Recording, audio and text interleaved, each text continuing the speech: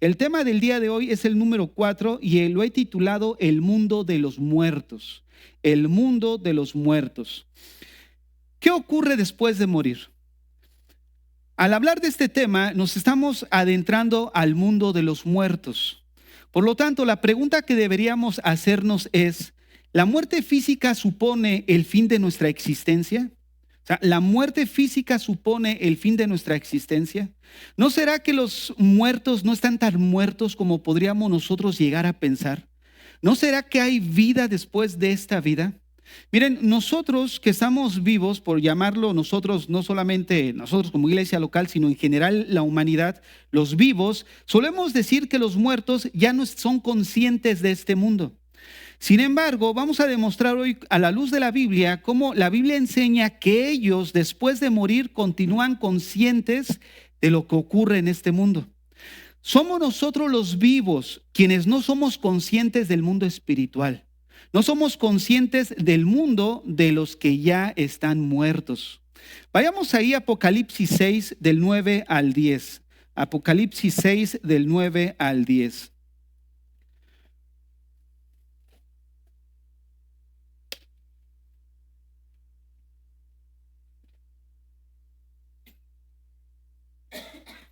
Cuando abrió el quinto sello, vi bajo el altar las almas de los que habían sido muertos por causa de la palabra de Dios y por el testimonio que tenían, y clamaban a gran voz diciendo: ¿hasta cuándo, Señor, santo y verdadero, no juzgas y vengas nuestra sangre en los que moran en la tierra? El apóstol Juan tuvo una visión donde él está en los cielos y mira a un grupo de personas que habían sido mártires, habían perdido la vida por causa del Señor. Y él escucha que estos que ya han muerto claman a gran voz: ¿hasta cuándo, Señor, santo y verdadero, no juzgas y vengas nuestra sangre? O sea, nos está hablando de unas personas que ya no se encuentran en este mundo físico, pero que en el más allá sí tienen conciencia de por qué llegaron allá y cómo es que llegaron allá. Por eso ellos dicen: ¿hasta cuándo, santo y verdadero, no juzgas y vengas nuestra sangre? Ellos son conscientes de que de alguna manera, por mantener su fe y su confianza en el Señor, murieron como mártires. Vayamos a Lucas capítulo 16, verso 27. Esta porción de Lucas 16 es parte de la parábola El rico y Lázaro. El día de hoy voy a mencionar solamente dos versículos, uno ahorita y otro más adelante, pero posteriormente vamos a tener una enseñanza que vamos a desarrollar toda la parábola. Solamente hoy vamos a mencionar algo que conlleva lo que estoy mencionando. Fíjense lo que dice el verso 27. Entonces le dijo: te ruego pues, Padre, que le envíes a la casa de mi padre, porque tengo 5 hermanos, para que les testifique, a fin de que no vengan ellos también a este lugar de tormento. El aniquilacionismo dice que estos son símbolos. Lo menciono ahorita porque quiero que desde ahorita vayamos recordando lo que les he estado diciendo, para que cuando ya desarrollemos lo que es el aniquilacionismo, lo comparemos a la luz de la Biblia.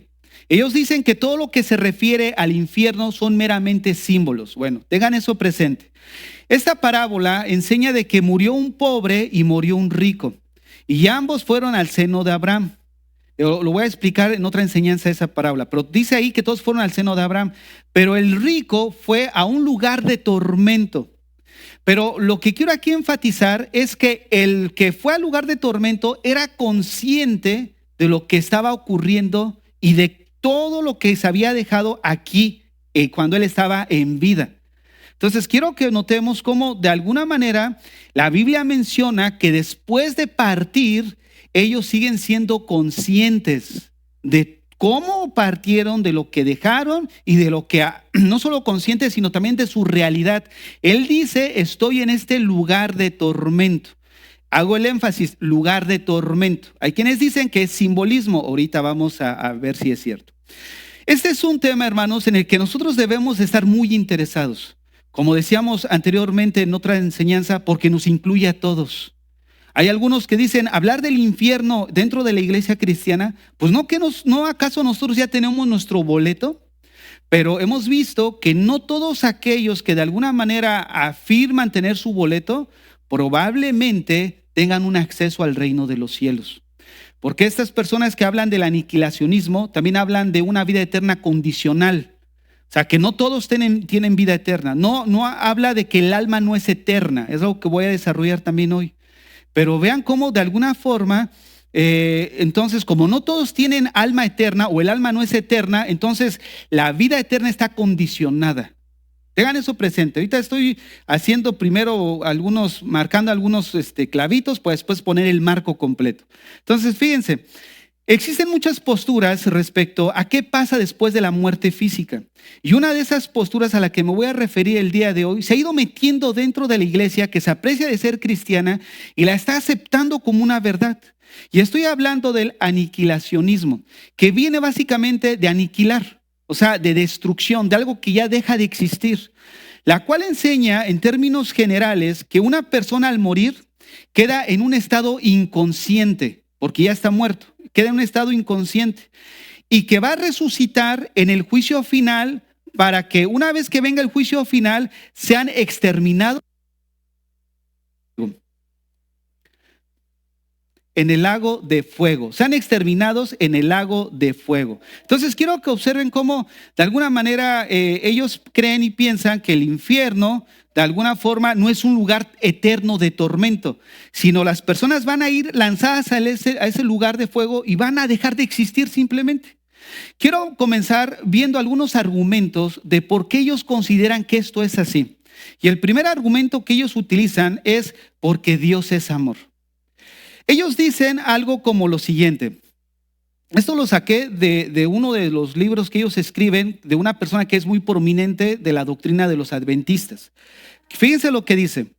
Muchos de los que profesan el cristianismo, o sea, refiriéndose a nosotros, creen que los impíos se estarán quemando eternamente en las llamas del infierno.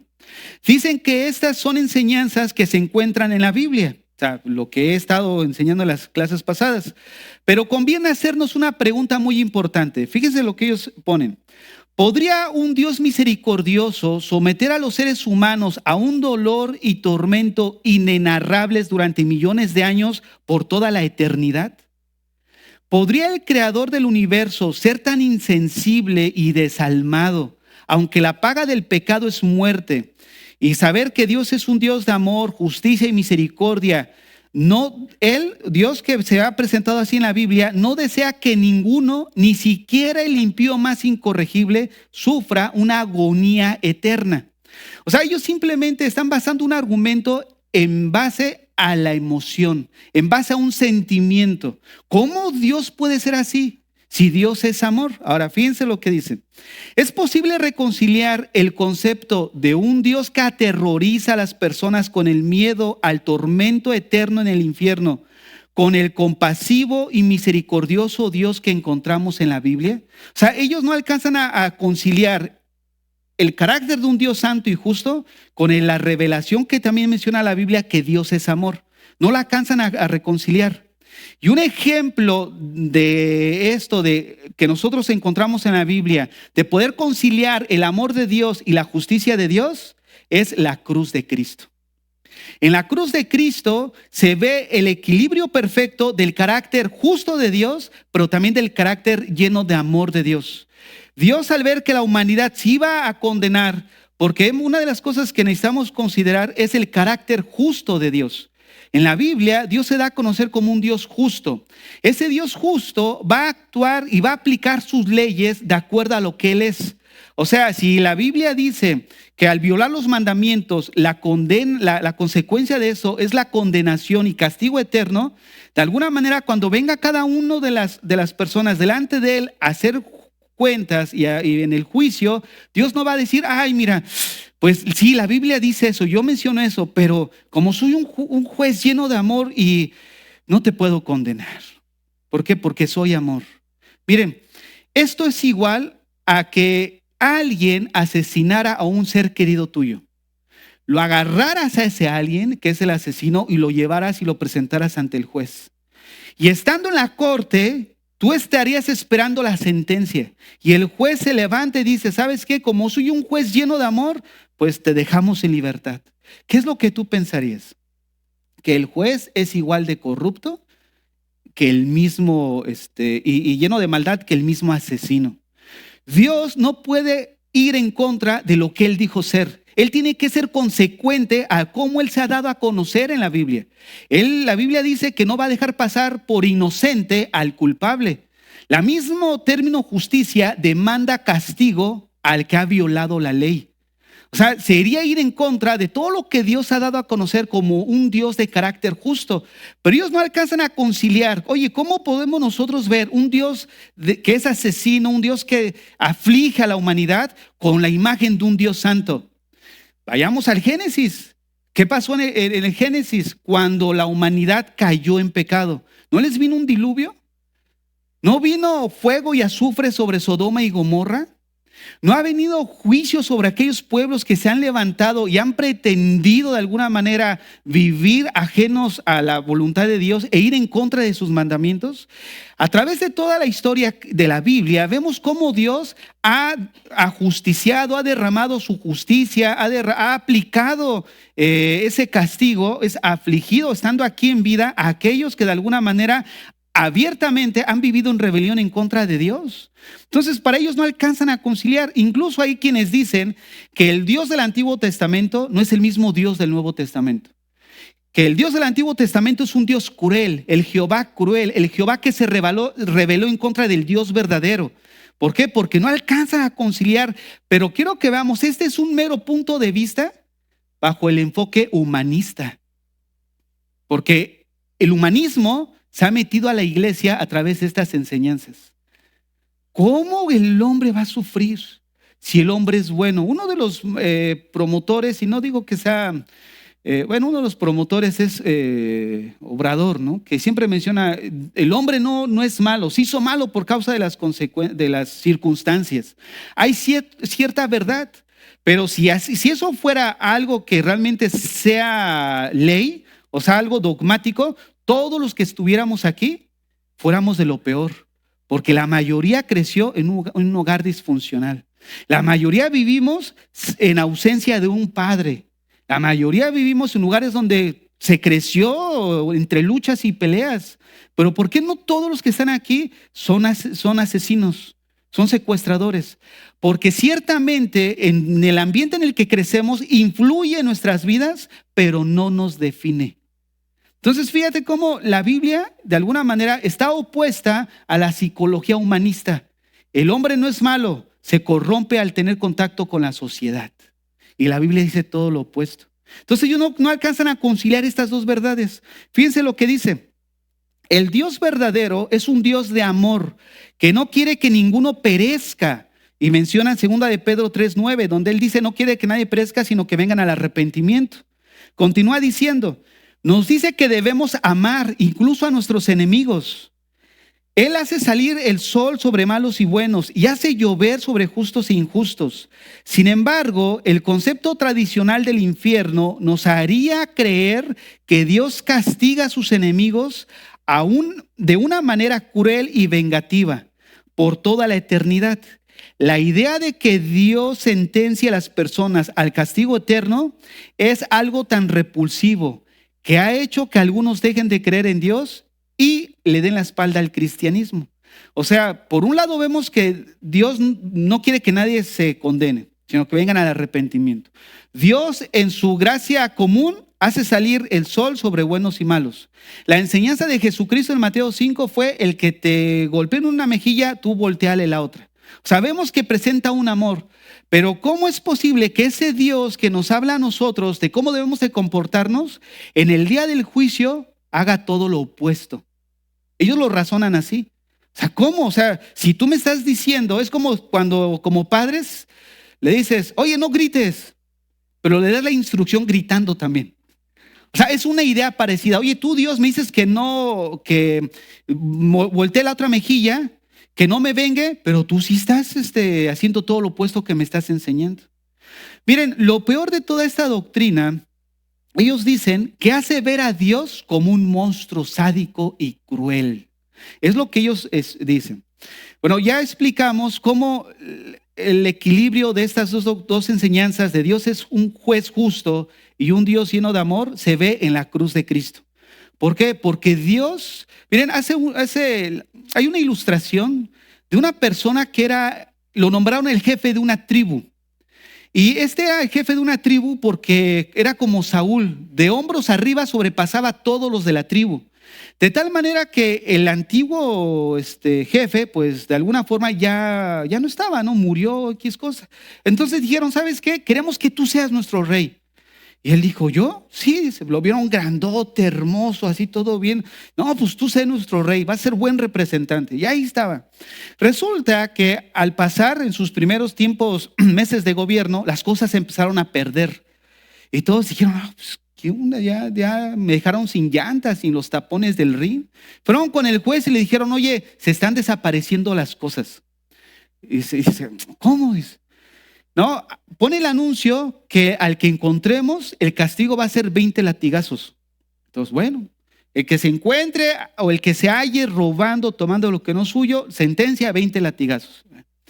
Pasa el tiempo y se siguen desapareciendo las cosas. Subió cada día más el castigo, de tal manera que llegó a 40 latigazos. Y la tribu sabía que nadie podía aguantar 40 latigazos, que prácticamente eso era sentencia de muerte. Y resulta que un día entran al juez con el jefe de la tribu y le dicen, jefe, hemos hallado al que está tomando lo que no es suyo. Ah, tráiganlo, dice. Tráiganlo, dice. Cuando va viendo que es su madre. Y todos alrededor empezaron a ver de qué es lo que iba a hacer el jefe de la tribu. O sea, su carácter, su manera de actuar iba a ser probada. Y todos estaban atentos, ¿qué va a hacer? Dijeron, no, pues no puede matar a su propia madre. Entonces agarra y le dice al que va a aplicar el castigo, amárrala sobre el árbol, ¿no? La amarran abrazando el árbol y ve ahí ahora sí que al que va a aplicar el castigo. Y el que va a aplicar el castigo se le queda mirando así como, jefe, es tu mamá, ¿no? Y dice el jefe, dale 40. Y el otro se queda así, 40, 40. Dice. Cuando levanta el látigo para darle el primer latigazo, el rey se abalanza y abraza a su madre. Y recibe el latigazo. Y entonces el verdugo se sorprende, ¿no? Dice, oye, pues ya le pega al rey, ¿no? Se voltea el rey y dice 40, 40, 40 y le da 2, 3, 10, 15, 20, 30, 40. El rey quedó por los suelos, pero no perdió la vida porque él era una persona muy fuerte físicamente. Entonces le preguntaron, rey, ¿pero por qué hiciste eso? Y él dijo, mira, aunque soy un rey justo, que amo la justicia y aplico la ley, pero no podía permitir que mi madre muriera. Eso es la ilustración de la justicia de Dios, de lo que se llevó a cabo en la cruz de Cristo. Dios no podía dejar que la humanidad se condenara, porque de tal manera Dios amó al mundo, que ha dado a su Hijo unigénito. Pero estando Jesucristo en la cruz, demostró el carácter justo de Dios. Que Él se manifestó como un Dios de amor, pero también como un Dios justo. Aplicó y derramó toda su ira sobre Jesucristo, su Hijo. En base a eso, ahora Él puede dar vida eterna a las personas, pero también puede condenar eternamente a las otras. Ahora, la doctrina del aniquilacionismo enseña que el hombre no tiene vida eterna en sí mismo, que nacemos sin eternidad en el alma. La vida eterna es condicionada a aquellos que creen, pero los que no creen, al morir, dejan de existir. Tengan en eso presente. Ahora bien, no hay nada más, hermanos, no hay nada más presuntuoso que nosotros los seres humanos le digamos a Dios lo que es justo y lo que es injusto. ¿Te imaginas que tu hijo de 5 años te diga, oye papá, ¿por qué me pegas? Eso es injusto. ¿A cuánto les ha pasado que, oye papá, ¿me compraste ese carro? No, hijo, qué injusto. Eso es injusto. ¿No será mucha presunción de nuestros hijos decirnos a nosotros como padres que hemos ya teniendo una vida recorrida, nos diga qué es injusto y qué es justo? Lo mismo que hacemos como humanidad, presuntuosos, haciendo notar que somos capaces de decirle al Creador que es justo y que es injusto. Sería mejor nosotros como seres humanos determinar qué es a la luz de la Biblia, en la voluntad de Dios, qué es justo y qué es injusto. Vayamos a Mateo capítulo 25, verso 34.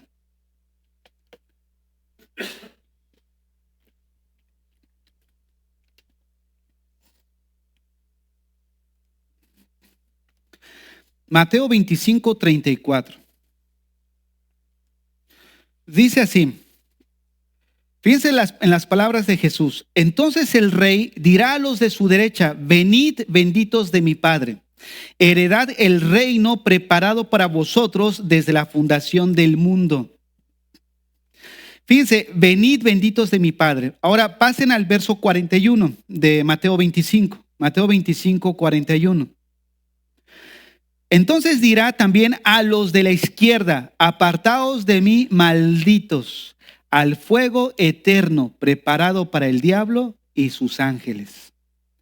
Miren, vamos a ir analizando cómo estas personas que de alguna manera están a favor de la doctrina aniquilacionismo relacionan la palabra muerte con aniquilar o destruir o dejar de existir. Pero vemos que Juan define el fuego como un castigo eterno. ¿Cómo lo vemos? Vayamos a Apocalipsis capítulo 20:10.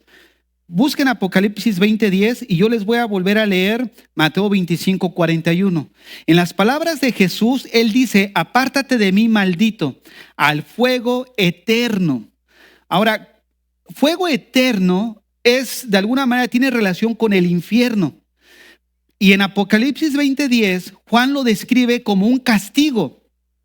O sea, el aniquilacionismo no habla de un castigo. ¿Por qué? Porque una persona que deja de existir, ¿qué castigo puede ser ese? Vean lo que dice Apocalipsis 20:10. Y el diablo que los engañaba fue lanzado en el lago de fuego y azufre, donde estaba la bestia y el falso profeta, y serán atormentados día y noche por los siglos de los siglos. Eso es eternidad. Serán atormentados. No dice dejaron de existir, no dice fueron destruidos, no, serán atormentados. Ahora, en este mismo pasaje, pero en el verso 14, vean lo que dice.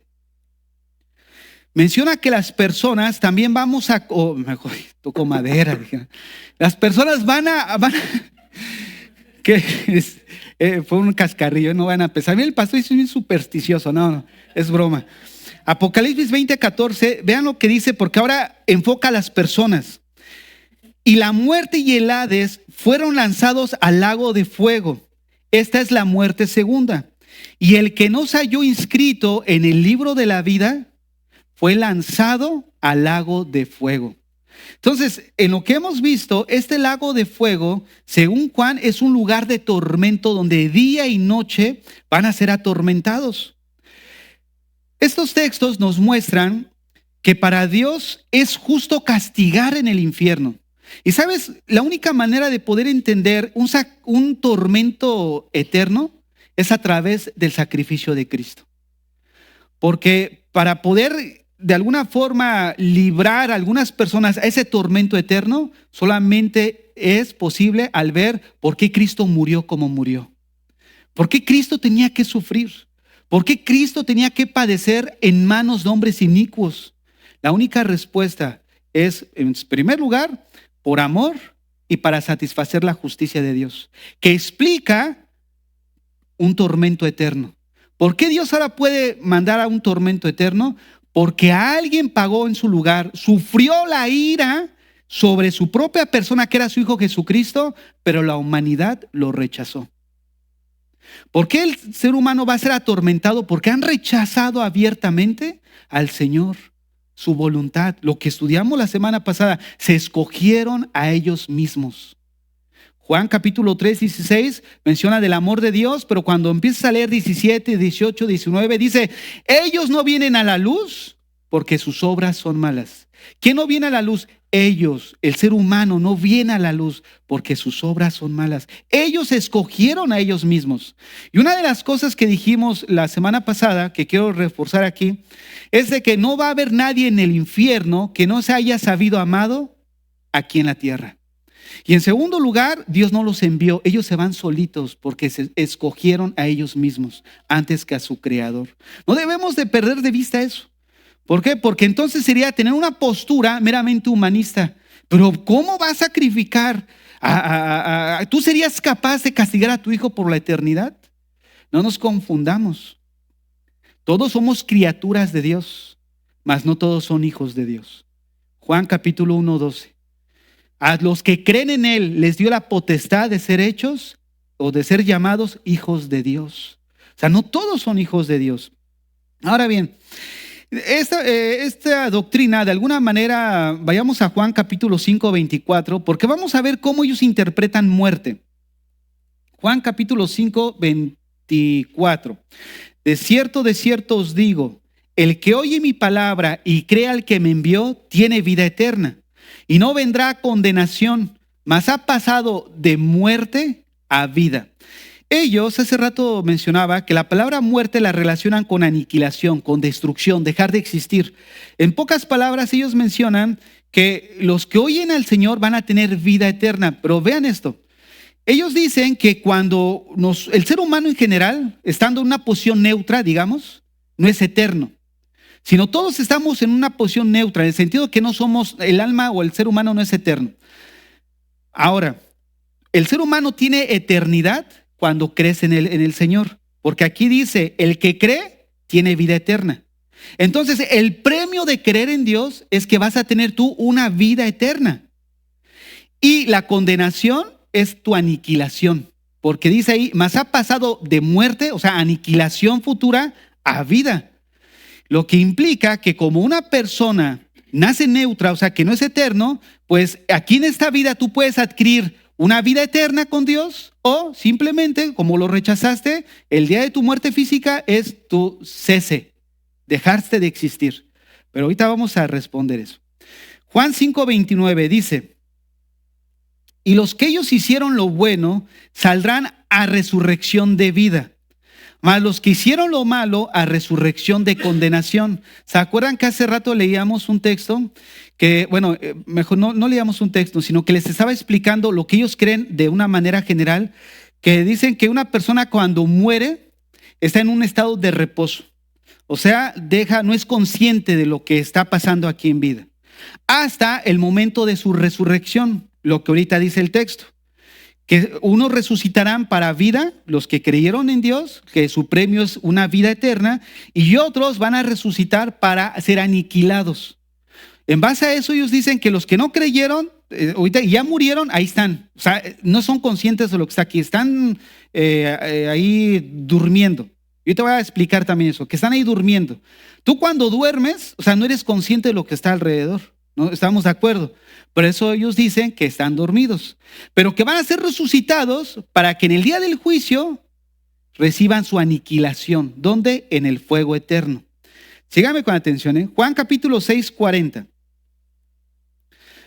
Y esta es la voluntad del que me ha enviado, que todo aquel que ve al Hijo y cree en Él tenga vida eterna. Fíjate, su premio. Y en pocas palabras, no sea aniquilado. O sea, como tú creíste, ¿cuál es el premio? Tu vida eterna. Lo opuesto a ser aniquilado. Y entonces el Señor lo va a resucitar en el día postrero. Miren, ellos interpretan la palabra muerte como condenación y aniquilación. Pero la Biblia nos da otra cosa. Un ejemplo de esto, regresamos a la parábola del rico y Lázaro. En Lucas capítulo 16:28, nosotros ya vimos que ese lugar no dice que los que van ahí dejaron de existir, sino dice que es un lugar de tormento. Vuelvo a repetir, creer en el aniquilacionismo no refleja ningún momento de tormento. El aniquilacionismo, hermanos, da la puerta abierta a vivir una vida de libertinaje. Al fin no va a haber un juicio eterno. O el juicio eterno que va a haber, porque si creen eso, pues va a ser mi caput. Ya finí, ya mi vida terminó, ya no hay más por delante. O sea, qué mejor, imagínate nada más. O sea, esa es una vía buena, pues para los más asesinos, los pederastas, porque al final de cuentas yo disfruto en la vida. ¿Qué me importa la vida eterna? Yo ya disfruté, al final ya me muero y mi premio es, ya se olvidaron, borraron mi registro, ya nadie se acuerda de mí. Manos, hace rato, o mejor dicho, en la primera enseñanza, cuando hablamos del juicio final, dijimos que la vida no tiene sentido sin la idea de un juicio final. Porque si no hay un juicio final en el cual el ser humano va a entregar cuentas, o sea, no va a tener sentido. ¿De qué sirve portarte bien? ¿De qué sirve venir a la iglesia, obedecer al Señor, ya como cristianos? O sea, no estoy hablando para salvación. Estoy hablando que ya como cristianos, ¿de qué sirve entonces seguir obedeciendo al Señor? O sea, ¿de qué sirve portarme bien? ¿De qué sirve ser fiel a mi esposa? ¿De qué sirve no hacer tranzas? El destino eterno está determinado en cómo estamos viviendo esta vida. Por eso decía la última vez, hay muchos que se la beben muy deprisa. Y es ahí donde van a ver que al final se van a lamentar cuando estén en un lugar de tormento como el hombre rico. Él dijo, no, pues ahorita estoy aquí en la pachanga estando en vida. Y cuando fue a ese lugar, qué gran sorpresa se llevó. Yo me imagino que esta ha de haber sido de la secta de los saduceos, porque los saduceos no creían en la resurrección. Ellos creían que al morir, ahí se quedaba la cosa. Yo creo que son los antepasados de los adventistas. Fíjense lo que, ahorita voy a aclarar todo eso, además te lo estoy dando para que lo tengan ahí en mente. El infierno, según la Biblia, es un lugar de agonía. Vean lo que dice Lucas 16:24. Entonces él, dando voces, dijo, Padre Abraham, ten misericordia de mí y envía a Lázaro para que moje la punta de su dedo en agua y refresque mi lengua, porque estoy atormentado en esta llama. O sea, habla que hay agonía. Vayamos a Apocalipsis capítulo 14, verso 9, para ir analizando un poco la enseñanza del día de hoy va a ser muy cargada en versículos bíblicos. Entonces me voy a ir un poco más rápido, que de por sí luego metiendo y apenas estoy en la introducción. Entonces voy a ir un poco más rápido, si no ahí lo siguen en pantalla, ¿ok? Apocalipsis 14, verso 9. Y el tercer ángel lo siguió diciendo a gran voz, si alguno adora a la bestia y a su imagen y recibe la marca en su frente o en su mano, él también beberá del vino de la ira de Dios, que ha sido vaciado puro en el cáliz de su ira, y será atormentado con fuego y azufre. ¿Qué es el infierno? Más que la manifestación física de la ira de Dios. Es un castigo eterno delante de los santos ángeles y del Cordero. Y el humo de su tormento sube por los siglos de los siglos, y no tienen reposo de día y de noche los que adoran a la bestia y a su imagen. Fíjate, no dice que dejaron de existir, está hablando de una agonía, de un sufrimiento. No tienen reposo ni de día ni de noche. Ni nadie que reciba la marca de su nombre. Fíjate, nadie que rechazó al Señor va a tener reposo en el más allá. Ahora, vean lo que dice el verso 13 de ese mismo capítulo. Y oí una voz del cielo que decía, escribe lo siguiente, benditos son los que ahora en adelante mueran en el Señor. Si interpretamos muerte como aniquilación, ¿cómo podríamos interpretar este texto? Dice ahí que ahora son benditos aquellos que mueren en el Señor. Y observa esto, el Espíritu dice, esto es importante, si ellos son en verdad, el Espíritu dice, sí, ellos son en verdad benditos porque descansarán de su arduo trabajo. Hay quienes piensan que cuando uno muere está en un estado inconsciente y se asemeja a estar dormido. ¿Por qué? Porque al estar dormido tú no eres consciente del mundo exterior. Ahora, vamos a ver cómo eso de estar dormido simplemente es algo cultural. No significa, porque la Biblia constantemente llama a los muertos que duermen. Ahora, vayamos a Juan 11:11. Y ahorita regresamos a Apocalipsis 14:13 para aclarar esto del sueño eterno o del sueño del alma que duerme. Vean lo que dice Juan 11:11. Dicho esto, les dijo después: nuestro amigo Lázaro duerme, mas voy para despertarle. Sucede que estando Jesús en Betania, si no me equivoco, le llega un anuncio: oye, Lázaro, al que amas, está enfermo. Y todos esperaban que Jesús fuera y lo sanara. Pero él dijo: no, esta muerte no es sino para darle gloria a Dios.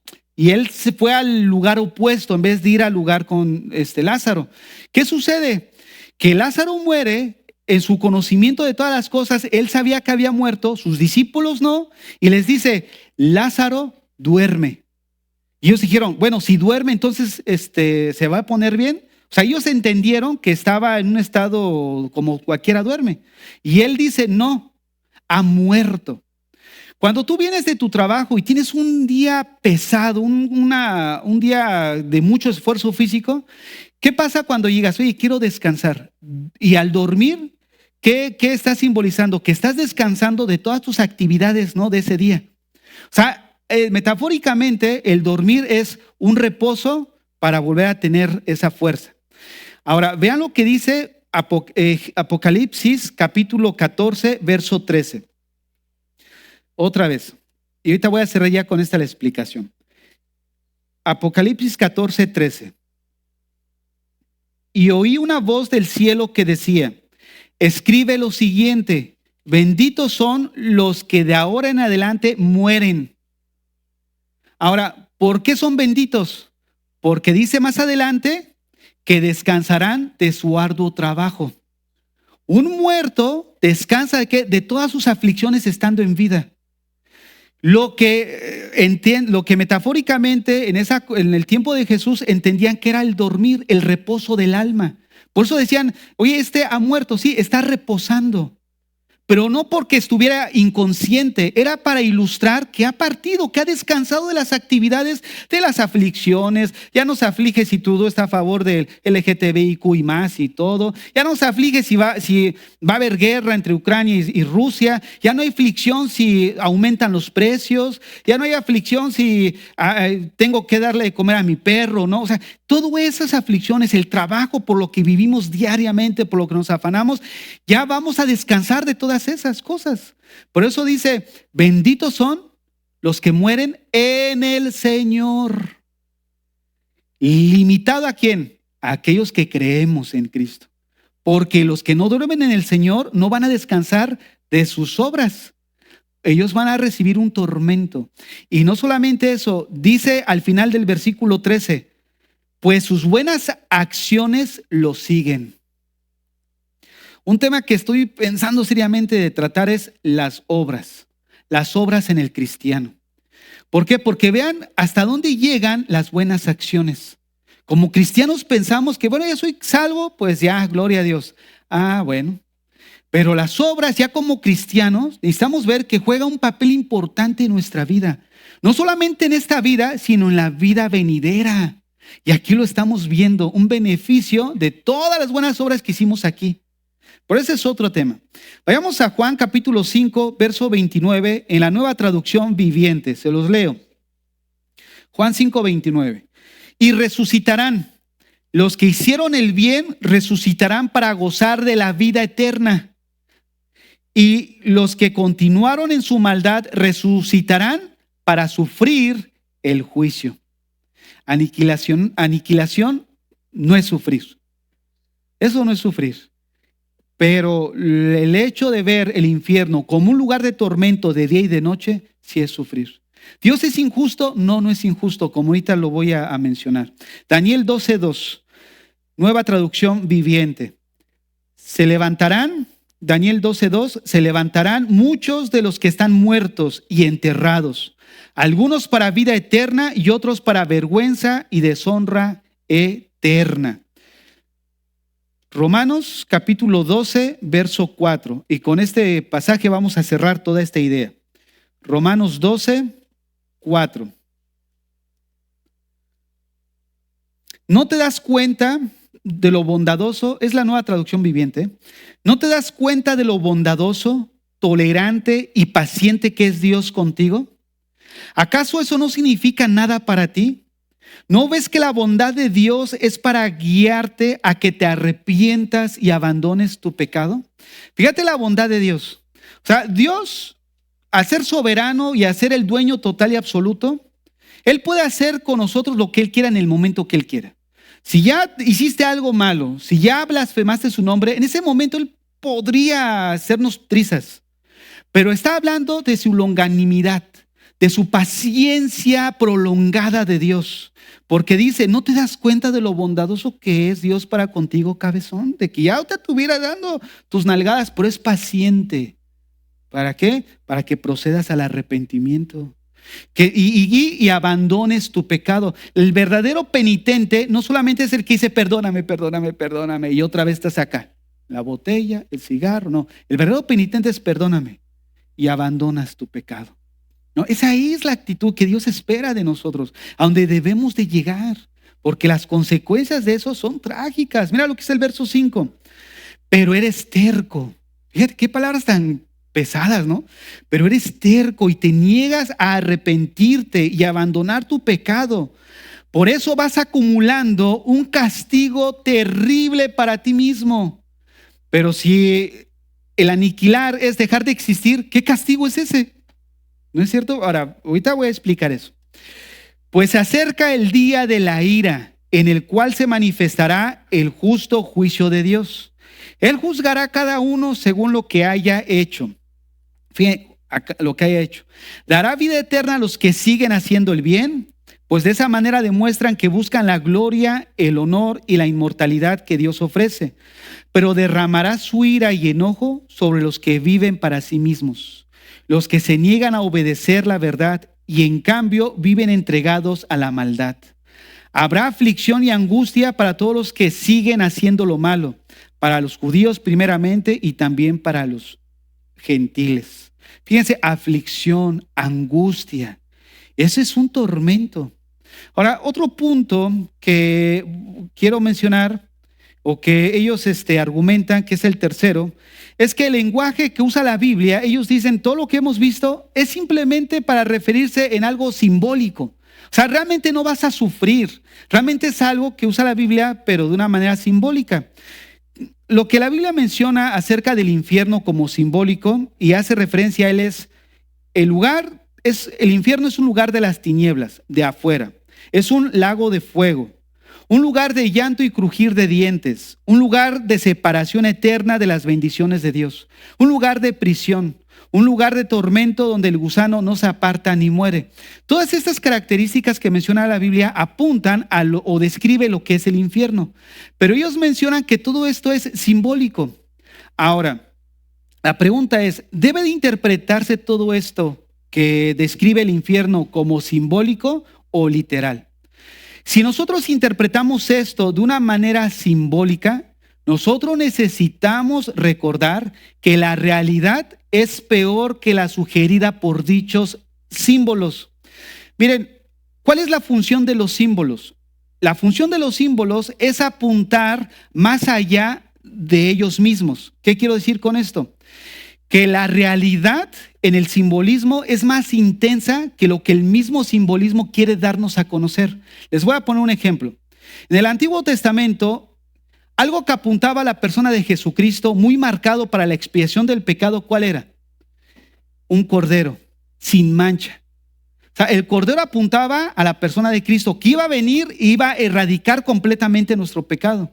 Entonces, lo que apuntaba para Cristo, que era ese cordero, ¿cuál era la función? Simplemente purificar ceremonialmente al penitente para acercarse a Dios.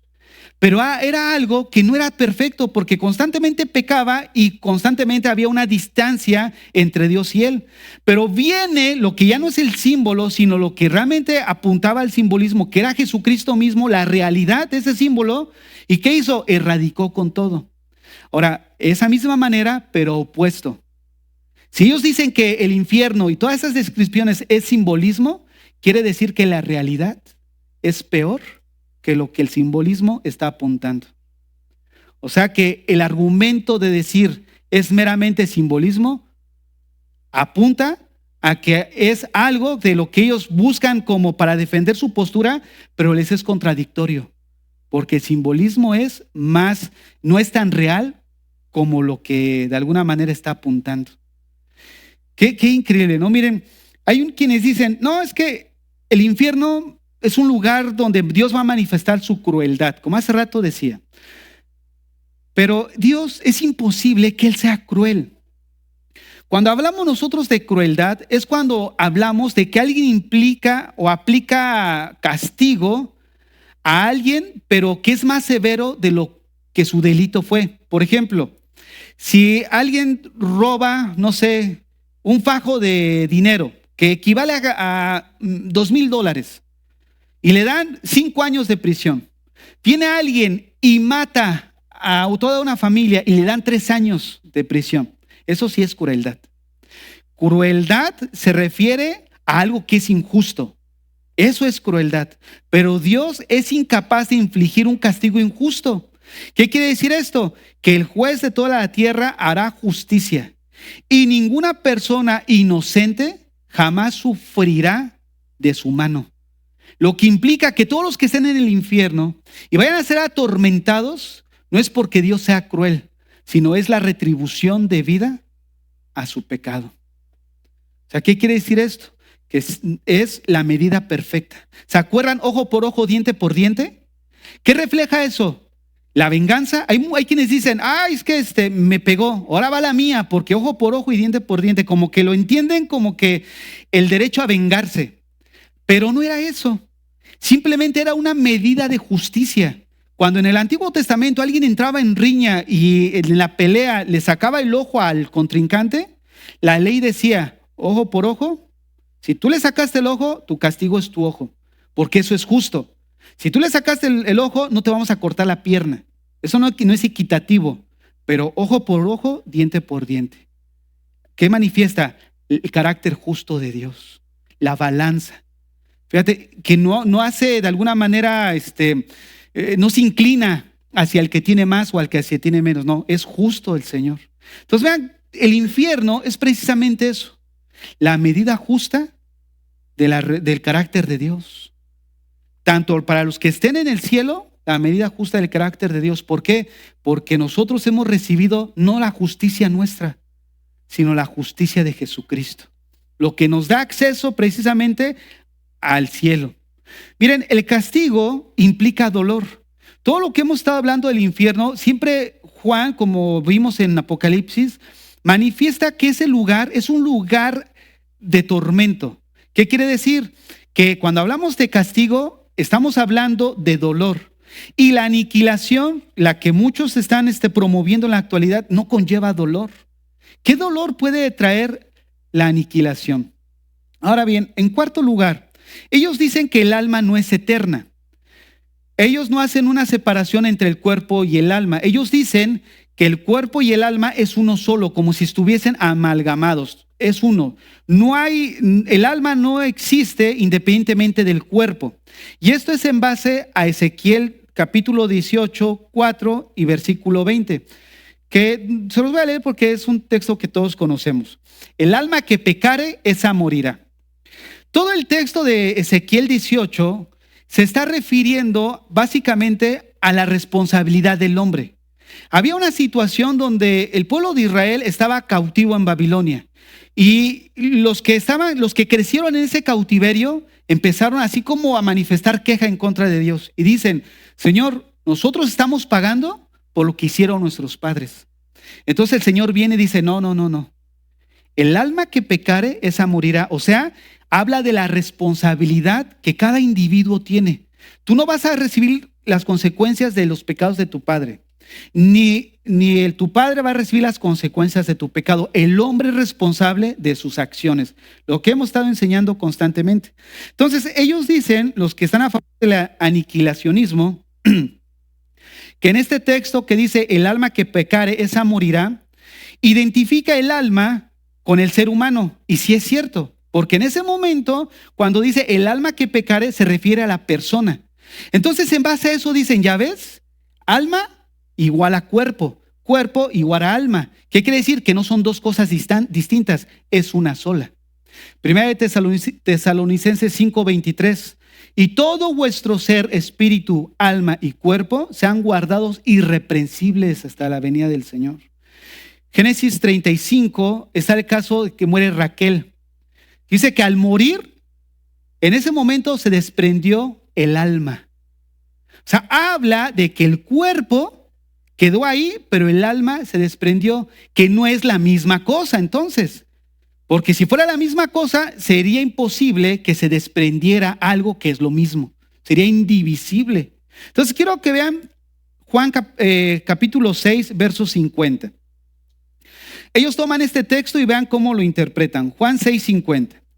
Este es el pan que desciende del cielo, para que el que de él coma no muera. Este es el pan que desciende del cielo, para que el que de él coma no muera. Ellos dicen, si el hombre tuviera vida inherente, o sea, vida eterna en él mismo por el hecho de poseer un alma inmortal, ¿qué sentido entonces tiene que Jesús se ofreciera para que el hombre no muriera? O sea, ¿qué quiere decir esto? Recuerden, ellos creen que el alma no es eterna.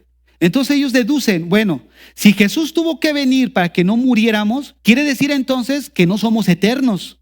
Porque si fuéramos eternos, no hubiera necesidad de que Él viniera para darnos algo que ya tenemos en sí mismos. Vean cómo lo relacionan.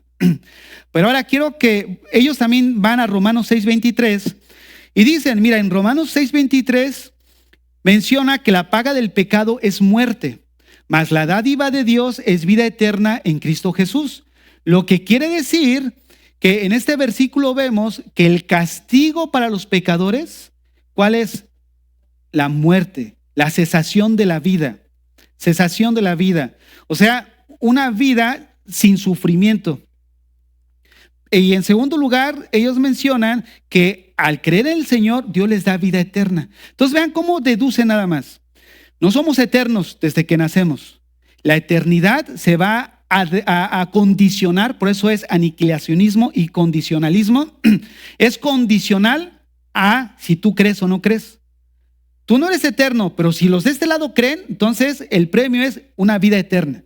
Pero si los de acá no creen, su pago es la aniquilación. Ya no van a dejar de existir. Y los de acá, que a alguien le cae mal, dije, qué bueno, ¿eh? Ya los vi, que dijeron, qué bueno. Y, oye, ¿por qué no te pasaste para allá? Le dicen. Pero esa es la idea. Entonces dice, porque el castigo del pecado es muerte. Muy bien. Ahora, vayamos a segunda a Corintios, capítulo 5, verso 6. Ahí sí, hermano, si me puedes apoyar.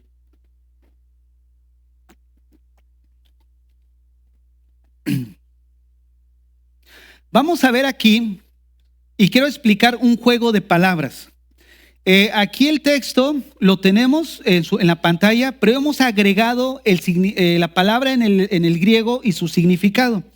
Vean lo que dice el texto.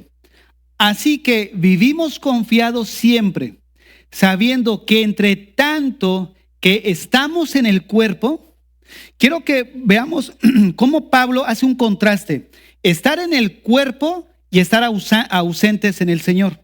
Voy a explicar el contraste que hace. Pablo primero dice, así que vivimos confiados siempre, sabiendo que entre que estamos en el cuerpo, esta frase, estamos en el cuerpo, viene de un término que es endemeo, que significa estar en el país propio, o es como si estuvieras en casa. Como yo les digo, miren, yo estoy presente aquí. ¿Por qué? Porque obviamente la realidad me indica que estoy con ustedes físicamente. Eso es endemeo. Pero después dice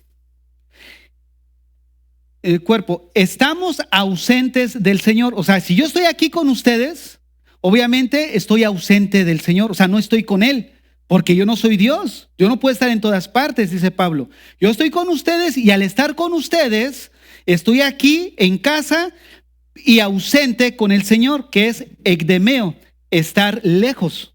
Si me pones el verso 7, porfa. No, el verso 8. Fíjense nada más, Pablo dice, ahí el juego de palabras es endemeo y ekdemeo. Solamente es una palabra, la K con la N. Pero fíjense, Estoy con ustedes y estoy ausente del Señor, pero confiamos y más quisiéramos estar ausentes del cuerpo, o sea, estar lejos de aquí con ustedes, pero presentes con el Señor. ¿Qué quiere decir esto?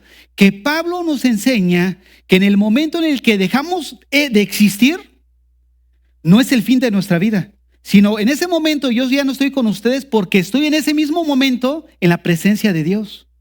Pero no estamos en un lugar así de como que espérate en stand-by, después de que venga el juicio ya te vamos a resucitar y si te portaste bien, pues tu herencia es la vida eterna, pero si no, la condenación.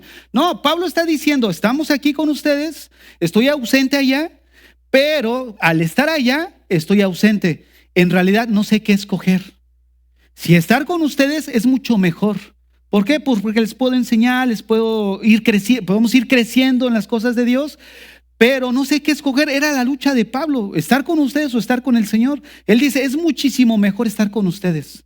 Pero vean cómo es el juego de palabras. Estoy con ustedes, no estoy ausente del Señor. Pero en el momento que ya no estoy con ustedes, en ese mismo momento estoy presente con Dios. Vamos a ver esto ahora en Filipenses capítulo 1, versículo 21. Filipenses 1, 21. Teniendo en mente lo que explicamos, veamos este versículo. Porque para mí el vivir es Cristo y el morir es ganancia. Mas si el vivir en la carne resulta para mí en beneficio de la obra, no sé entonces qué escoger.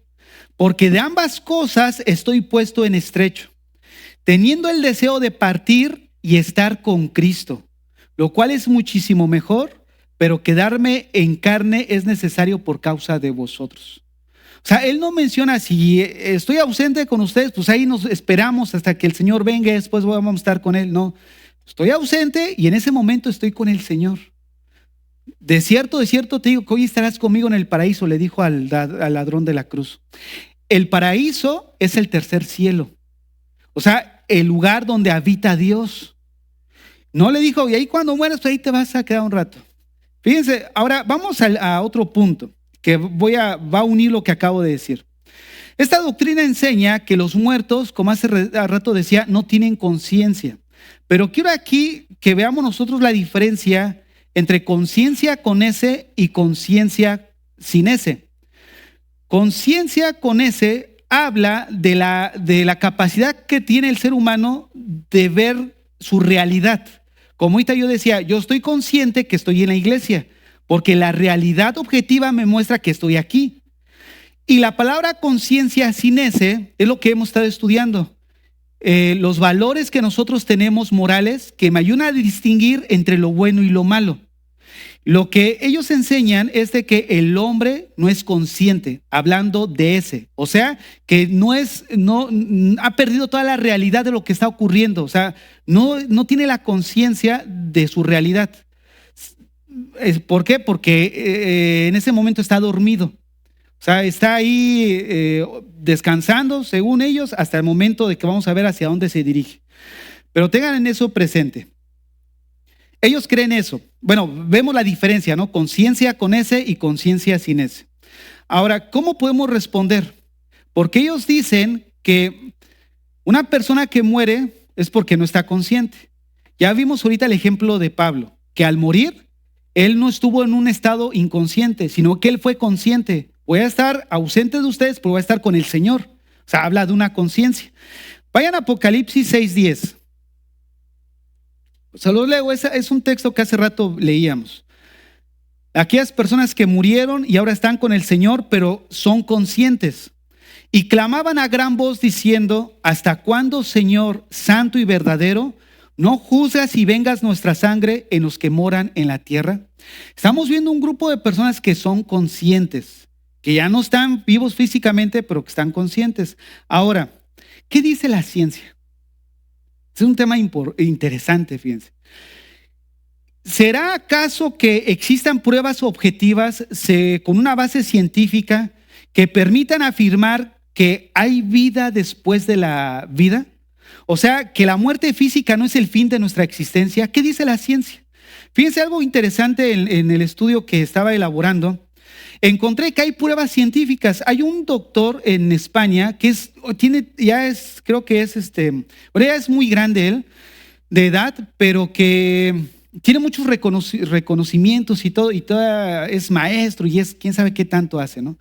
Y él empezó a ver que él es cirujano y en su experiencia, él notó que mucha gente que clínicamente estaba muerta volvía a la vida y le empezaba a narrar una serie de cosas que vivieron. Entonces él empezó a indagar, a preguntar y llegó a esta conclusión. Se los quiero narrar. ¿Qué pruebas científicas tenemos para poder evaluar que la muerte física no es el fin de nuestra existencia? Bueno, las ECM. ¿Qué son las ECM? Son experiencias cercanas a la muerte. Las experiencias cercanas a la muerte, él dice que generalmente son lúcidas.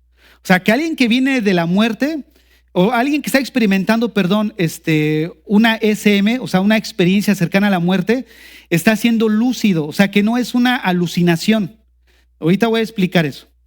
Él dice que estas experiencias son testimoniadas por personas que han estado a punto de morir o que han pasado por una muerte clínica. Esto es importante, una muerte clínica, porque las ECM son vivencias que presentan los enfermos que son diagnosticados. Deme un segundo.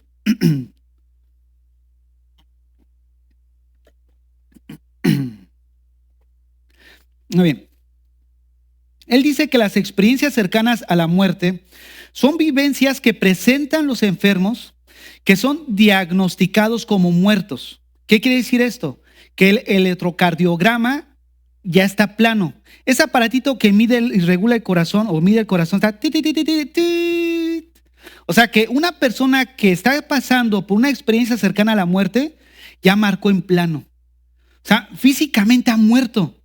O sea, él dice que estas experiencias que ellos tienen ocurre en el tiempo en el que ellos clínicamente están muertos. Tengan presente eso. Las experiencias cercanas a la muerte, él dice que son estructuras o son historias que cuentan de lo que ellos vivieron, pero que tienen una manera lógica. Esto es importante y ahorita lo voy a explicar por qué.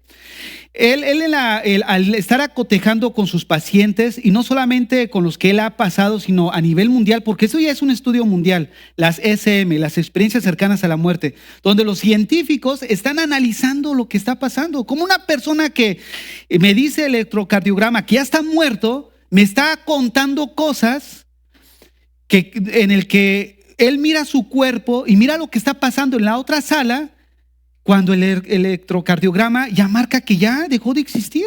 ¿Cómo es posible que lo que me vine a decir es algo real? Y ahorita les voy a explicar la base científica de eso. Dice que las experiencias cercanas a la muerte, las personas se acuerdan de toda su vida.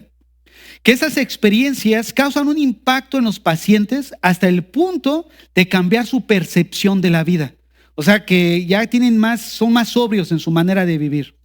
Él dice que las personas cuentan sus experiencias y que en sus experiencias se encuentran en una situación elevada, como cuando están en la cama del quirófano y de repente ya marca que ya no tiene vida. Ellos se elevan, ven su cuerpo físico, pueden ver la operación que está llevándose en el otro quirófano, pueden ver todo lo que está pasando alrededor, incluso pueden ver lo que el doctor está haciendo con su cuerpo. Entonces este doctor dice, oye, cuando vuelven a la vida, después de que ya marcó muerto, vuelven a la vida y estas personas le empiezan a contar todo lo que vieron. Y él dice, oye, espérame, Leo, lo que tú me estás diciendo es real. O sea, yo sí estaba haciendo eso. Fue y le preguntó que estaban operando en el quirófano al de lado y era lo que el paciente le estaba diciendo. O sea, que no le estaba contando cuentos. Ahora, él empezó a pensar, porque es científico, dice, yo no puedo pensar así nada más, creérmelo de buenas a primeras. Y él dice, ¿cómo se produce la mente? Bueno, ¿cómo se producen los sentimientos? Es algo intangible, no es material. Pero ¿cómo se produce? Bueno, es la consecuencia de la actividad neuronal. ¿Qué quiere decir esto? Que es la reacción de moléculas que son partículas, pero que al final de cuentas es materia. Y el pensamiento reacciona en base a esas moléculas que son materia.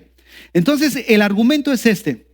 Si toda mi actividad anímica está condicionada a la función de que mis neuronas funcionen bien, ¿qué sucede cuando esas neuronas mueren? ¿Qué pasa? Pues obviamente el cerebro deja de pensar, o sea, deja de haber pensamiento, algo intangible. Pero él dice, pero ¿cómo es posible entonces que sus neuronas ya están muertas, ya no están funcionando y siga habiendo pensamiento, siga habiendo emociones? Venga este paciente y me diga a mí lo que está sucediendo. Entonces empezaron ya a desglosar la conciencia local, que es la que tenemos estando aquí en nuestro cuerpo físico, y la supraconciencia, que es aquella que no está limitada en tiempo ni en espacio. O sea, que no se limita solo a esta vida en la que estamos. Entonces, ¿ustedes se acuerdan de esa frase, pienso, luego existo? ¿Qué quiere decir? Que cuando alguien no puede pensar físicamente es porque está muerto, o sea, no existe. Pero él dice, ¿cómo esta persona puede pensar si físicamente está muerto? ¿Cómo puede tener la capacidad de ver cuando ya el electrocardiograma ya marca que ya no tiene vida y todo su cuerpo está muerto? Miren, él empezó a juntar a un equipo ahí en la universidad y en la clínica de psicólogos, de ¿cómo se llaman las otras personas? Psiquiatras. Les empezó a contar, miren, quiero que me ayuden. Me pasa esto con mis pacientes. Clínicamente están muertos, pero en el periodo en el que están muertos clínicamente, ellos narran que tuvieron una serie de experiencias. ¿Cómo es posible que ellos lo puedan tener? Explíquenme ustedes. Y ellos dicen, no, son alucinaciones. Alucinaciones. Bueno, ¿cómo son sus alucinaciones? Bueno, una alucinación es absurda. Y él dice, bueno, entonces en base a eso, lo que mis pacientes experimentan no es una alucinación, porque lo que ellos me dicen es una estructura lógica, o sea, que no es una alucinación. Y después dice, las alucinaciones se repiten, o sea, lo que pasó, lo que una persona puede tener como alucinación, la otra persona puede tener la misma alucinación y la otra persona también. Dice, no, no se repiten. Dice, entonces no son alucinaciones, porque lo que mis pacientes experimentan cuentan la misma cosa, o sea, están experimentando lo mismo. Entonces es una alucinación. Entonces, de alguna forma, en sus alucinaciones, él les dice, bueno, ellos cuentan de su vida. Dice, una persona que está alucinando no quiere saber nada de su vida. Dice él, entonces no es una alucinación, porque ellos no solo se acuerdan de toda su vida, sino que aparte esa experiencia fue un punto de partida para un cambio en su manera de vivir. O sea, en el sentido de ver de una manera más sobria las cosas. Entonces, ¿qué ocurre? Que una persona que pasó por una experiencia cercana a la muerte, que clínicamente estaba muerta, la sometieron a una resonancia magnética, donde se estudia el cerebro y le pidieron a la persona que narrara las vivencias que ella pasó a través de una SM. Y en el momento de que ella iba narrando, se iba a estudiar su cerebro. ¿Qué descubrieron? Y esa es la base científica. ¿Qué descubrieron? Miren, que la zona prefrontal se activó. La zona prefrontal, obviamente como su nombre lo indica, es la parte que tenemos aquí como cubierta por la frente, ¿no? Donde se lleva el cálculo mental, el razonamiento, la lógica, el libre albedrío. Entonces se activó. Y ellos dicen, bueno, porque el doctor le plantea esto a los psicólogos y a los psiquiatras. Y los psiquiatras le preguntaron, ¿se activó? ¿Sí? Y el doctor le dijo, ¿qué significa? Dice, bueno, significa que entonces esa persona está contando algo lógico, tiene una estructura, tiene una secuencia, o sea que no está alucinando. Científicamente no está alucinando. En segundo lugar, se activaron los lóbulos parietales y temporales. ¿Qué significa esto? Cuando una persona experimenta o tiene una experiencia donde hay una fuerte emoción y una actividad de afecto intenso, llega a formarse lo que entendemos nosotros como percepción. ¿Qué es la percepción? Bueno, la percepción es la forma en la que el cerebro interpreta las sensaciones que se recibe a través de sentimientos, de impresiones fuertes. ¿Y qué sucede cuando esto pasa? Se activan las neuronas espejo. Ahora, cuando el doctor menciona eso a los psiquiatras y a los psicólogos, dicen, ¿se activaron las neuronas espejo? Dice, sí. Dice, ¿sabes qué significa eso? Significa que lo que está viendo el paciente o lo que te está narrando fue por lo que vio. El ojo es como una cámara que ve las imágenes invertidas, pero cuando atraviesa por el ojo, el cerebro las enfoca bien, y entonces lo que quiere decir es que el paciente no te está mintiendo. Está diciendo exactamente lo que vio. O sea, que una persona que clínicamente está muerta, sí, se ha demostrado científicamente que hay vida, hay conciencia después de la muerte. Lo que la Biblia precisamente nos dice, que al morir no es el cese de la existencia. Científicamente lo están investigando y es algo de lo que esto es nuevo, apenas está dando, como decimos allá, bola, o sea, está dando mucho que decir las SM. O sea, sí han existido antes, pero ya me refiero a un estudio minucioso. Pero vean cómo demuestra lo que la Biblia ya nos dice. ¿Qué quiero decir con todo esto? Que si tú crees que el infierno simplemente es una aniquilación, piénsalo 2 veces. Porque qué sorpresa te vas a llevar cuando en base a eso tú lleves una vida como tú has querido, una vida que te disfrute, y el día en el que mueras te lleves una gran sorpresa encontrándote como el rico. Estoy en este lugar de tormento. Estas enseñanzas nos deben de llevar a la reflexión. Hay quienes dicen, por sobre todo los de aniquilacionistas, que es usada como una manera de causar terror en las personas y que vengan a Dios. No es causar terror, es una advertencia de que tarde o temprano el ser humano desde que nace se dirige hacia ese lugar por el estado pecaminoso en el que nace. Pero si en el ser humano estuviera el hecho de no ir a ese lugar, ¿saben cuál es la respuesta? Que continúa yendo, porque no está en nosotros en algo que pudiéramos hacer para evitar ir a ese lugar, sino está en lo que Dios hizo en Cristo en la cruz hace 2000 años. Y este es el mensaje de las buenas nuevas, que toda la humanidad se dirige hacia una condenación eterna, pero el mensaje es que no tienes por qué ir ahí. Hay en este tiempo un estado de gracia que se termina en el momento de nuestra muerte. ¿Por qué? Porque no hay segundas oportunidades. No existe el purgatorio como estudiamos la semana pasada. Hebreos 9:27. Está establecido para los hombres que mueran una sola vez y después de esto venga el juicio. Para ir hacia el final, los aniquilacionistas mencionan y ponen de ejemplo a David. Dicen, mira, David, un hombre que en la Biblia se conoce como un hombre conforme al corazón de Dios. Aún David, que era conforme al corazón de Dios, dice la Biblia en Hechos 2:29, Pedro dice que él murió y fue sepultado. Y su sepulcro está hasta nuestros días. En base a eso, ellos siguen argumentando que un muerto permanece ahí. Ahora, déjenme decirles algo. Dentro de los tiempos de Jesucristo, existió una secta que eran los... ahorita lo mencioné, fariseos, saduceos, era para probarlos. Los saduceos. ¿Qué pasó con los saduceos? Ellos no creían en la resurrección. Y ellos llegaron con el Señor y le dijeron, mira Señor, pasa algo. Que una familia de 5 hermanos, uno se casó con su esposa, murió y no dejó descendencia. Estaban bajo la ley del eribato, se me olvida el nombre. Bueno, era una ley donde si alguien se casaba con una mujer y se moría y no dejaba descendencia, el hermano siguiente estaba obligado a casarse con la mujer del hermano y dejar descendencia. Pero ¿qué sucede? Que 5 hermanos había. Uno se casó con una mujer, no dejó descendencia. Se casó con el segundo, se casó con el tercero, se casó con el cuarto y no le dejaron descendencia.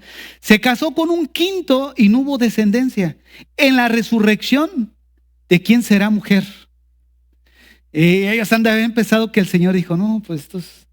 ¿Por qué? Porque ellos creían que cuando alguien moría, pues hasta ahí llegaba el asunto. En Éxodo 3:6, cuando el Señor se le aparece a Moisés y ve la zarza ardiendo y Moisés se acerca y Dios se revela a él, una de las cosas que Dios le dice es en Éxodo 3:6, yo soy el Dios de tu padre, Dios de Abraham, Dios de Isaac y Dios de Jacob. Entonces Moisés cubrió su rostro porque tuvo miedo de mirar a Dios. Los saduceos no creían en toda la Biblia del Antiguo Testamento, solo creían en el Pentateuco.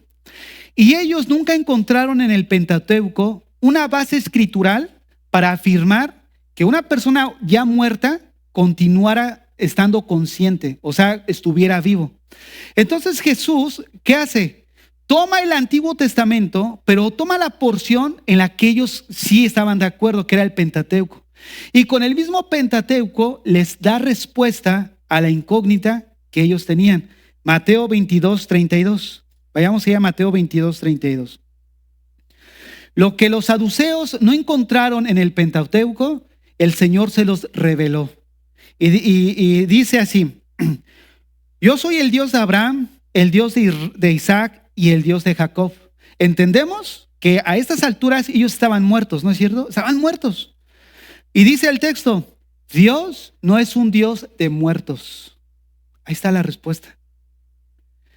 Ellos físicamente estaban muertos, pero él dice, Dios no es un Dios de muertos. ¿Por qué? Porque estaban vivos. Dios no es un Dios de muertos, sino de vivos. Oyendo esto, la gente se admiraba de su doctrina. Hermanos, Dios no es un Dios de muertos, es un Dios de vivos. Y todos aquellos santos que han muerto a través de la historia no están ahí esperando, o sea, entendemos que va a haber un tiempo de resurrección, ¿no? Cuando estudiemos las resurrecciones vamos a ver. Pero a lo que me refiero es de que no están ahí inconscientes. O sea, hay conciencia de ellos. Recuerden que estamos comenzando lo que es el infierno. Esta es la cuarta enseñanza. Conforme vamos avanzando, vamos a estudiar qué sucede con ellos.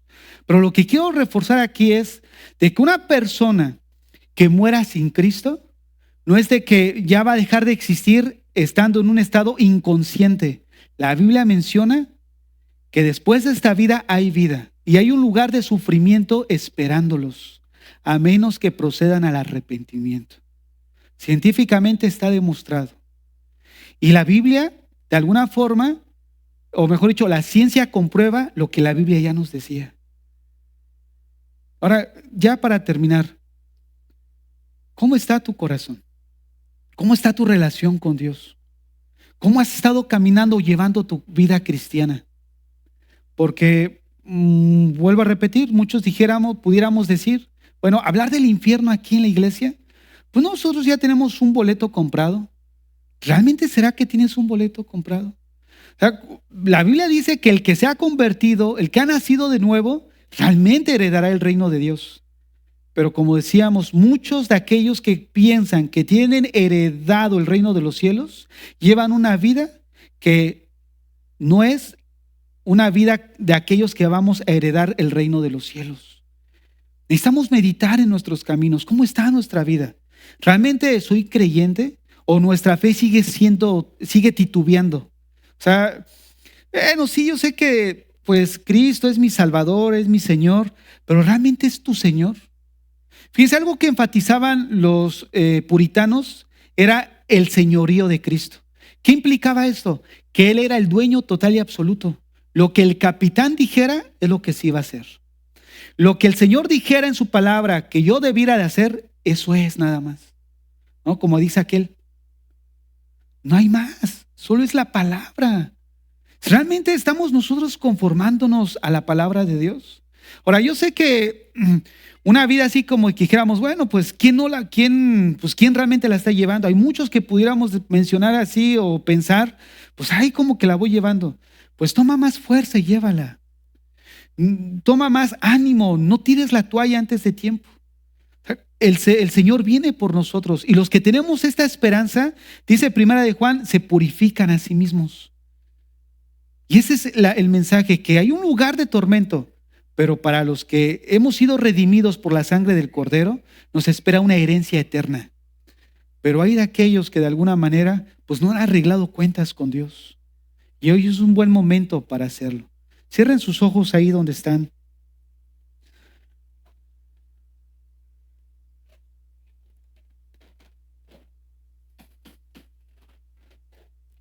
Así con tus ojos cerrados.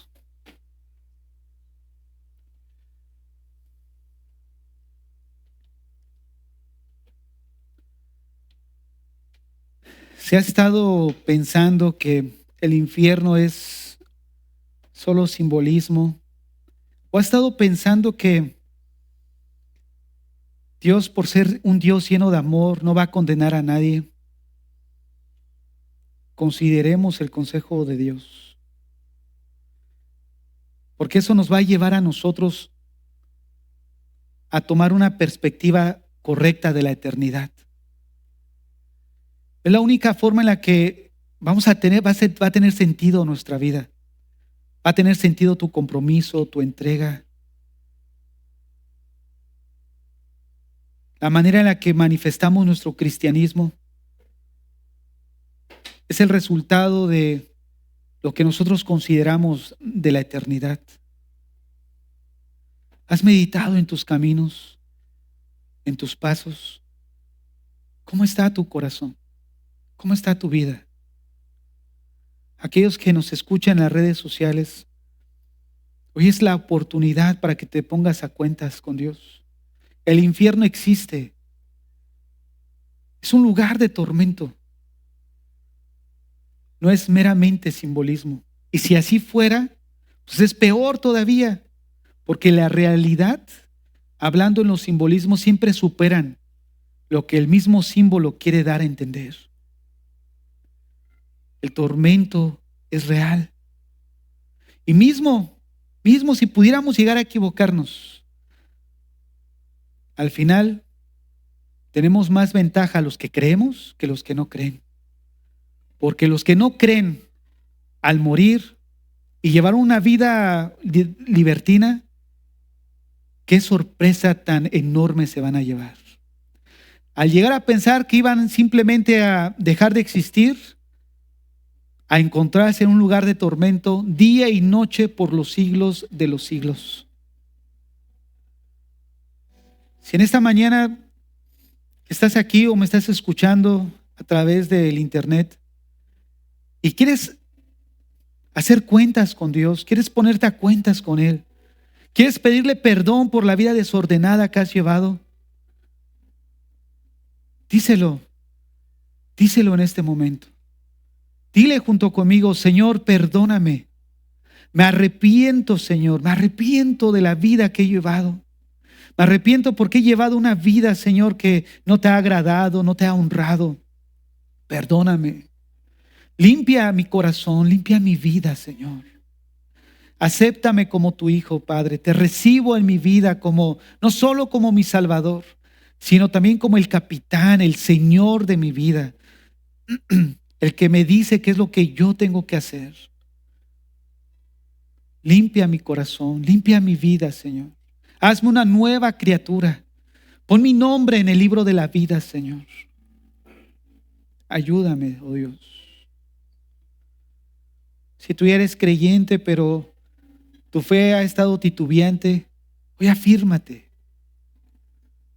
Sal de aquí convencido de que quieres servir al Señor, quieres amar a Dios con todo tu corazón y con todas tus fuerzas. Vive como si fuera cada día el último de tus días, entregado, apasionado por Dios, dedicado a tu familia, entregado a tu familia, a las cosas de Dios, de la vida piadosa. Señor, ponemos en tus manos nuestras vidas, oh Dios. Porque no hay mejor manera de enfocarnos y de trabajar para la familia que traerlos a la iglesia, Señor. A que seamos instruidos por tu palabra, a que seamos direccionados por tu palabra, a que nuestros hijos en la escuela dominical, Señor, sean instruidos a la luz de tu palabra, oh Dios. Señor, aquí están nuestras vidas, la entregamos a ti, Señor. Ayúdanos, Señor, a tener la actitud correcta en nuestro corazón, la intención, la motivación. Queremos vivir para ti, Señor, entregarte todo lo que somos, Señor. Sí, Señor.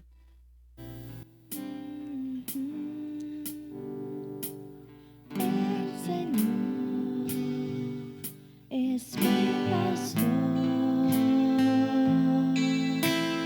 nada me faltará.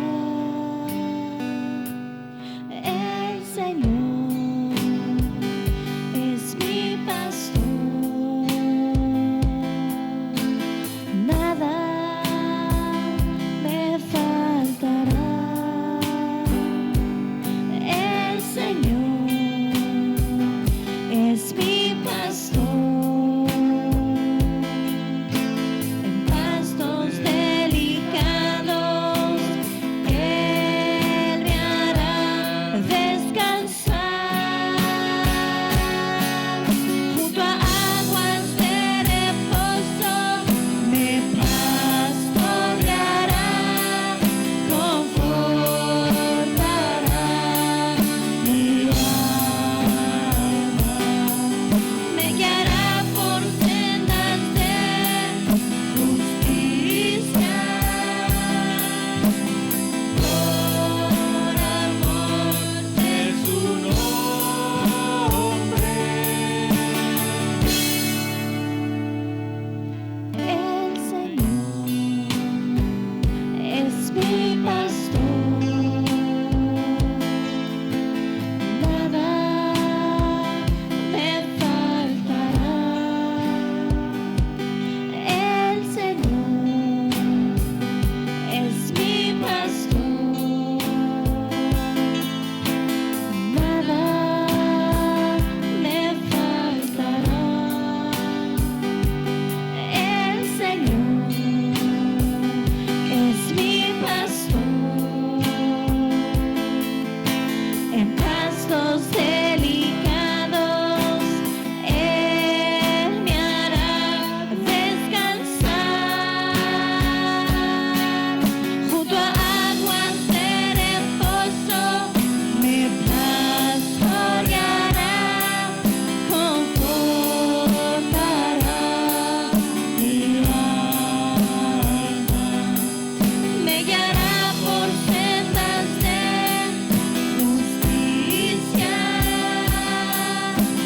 por amor de su nombre. El Señor es mi pastor, nada me faltará, nada me faltará, nada me faltará. Si es con el Señor con nosotros, no hay nada que no puede faltar, porque siempre el Señor nos lleva con bien. El único que adoramos, el único en la cual presencia queremos estar. Ese Dios adoremos y ese nombre exaltemos, porque es el único que nos lleva siempre por buen camino y el que va con nosotros.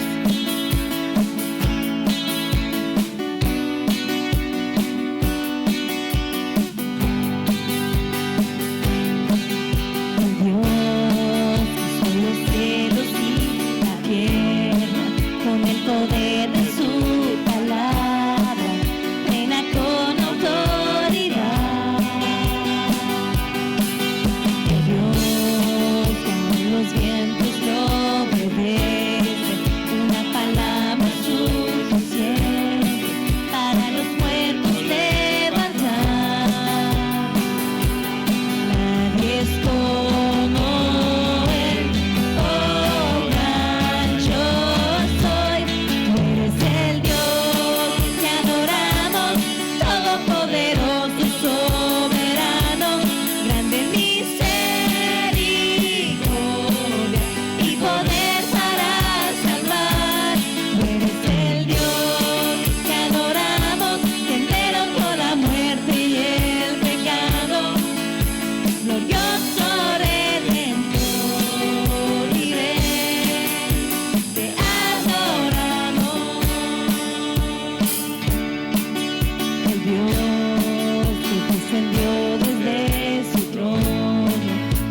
llevar sobre sus hombros nuestra culpa y transgresión.